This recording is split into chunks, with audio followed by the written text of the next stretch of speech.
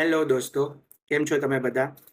તો ગુજરાત બોર્ડ દ્વારા 2025-26નું જે શૈક્ષણિક કેલેન્ડર આપવામાં આવેલું છે એ પ્રમાણે મેજોરિટી ઓફ ધ સ્કૂલ્સમાં 9મા અને 11મા ધોરણની વાર્ષિક પરીક્ષાઓ 9 એપ્રિલ 2026થી શરૂ થવા જઈ રહી છે. તો જે વિદ્યાર્થી મિત્રો આ 9મા અને 11મા ધોરણની વાર્ષિક પરીક્ષા આપવાના છે એ દરેકને હું એક સલાહ આપવા માંગુ છું. જો મિત્રો તમે પરીક્ષા આપી દેશો પછી તમારું રિઝલ્ટ આવશે.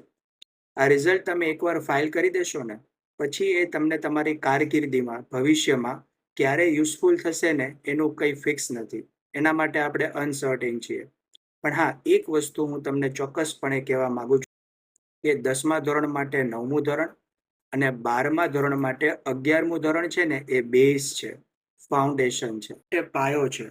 અને આ પાયાનું મહત્વ કેટલું છે ને એ હું તમને એક એક્ઝામ્પલ દ્વારા સમજાવવા માંગુ. જ્યારે કોઈ બિલ્ડર હોય ને તે જ્યારે કોઈ બિલ્ડિંગ બનાવવાની શરૂઆત કરે ને અને જ્યારે ખાડો ખોદે ને ત્યારથી જ નક્કી હોય છે કે આ બિલ્ડિંગ આપણે 4 માળની બનાવવાની છે કે 14 માળની બનાવવાની છે. કેમ?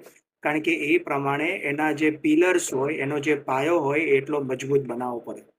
ક્યારે એવું બને કે 4 માળ સુધી બિલ્ડિંગ બની ગયા પછી એવું નક્કી કરવામાં આવે કે હવે આ બિલ્ડિંગને આપણે 14 માળ સુધી લઈ જવી છે?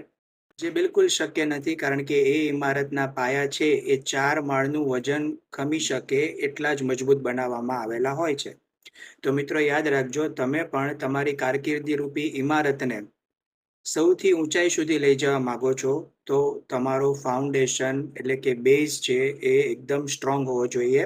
અને જે માત્ર તમે 9મા અને 11મા ધોરણમાં બનાવી શકો છો. અને આ પાયો મજબૂત કરવા માટે એક્ઝામના ટાઈમે કઈ કઈ બાબતોનું ધ્યાન રાખવું જોઈએ, જો એ તમારે સમજવું છે તો મને કમેન્ટમાં જરૂરથી જણાવજો.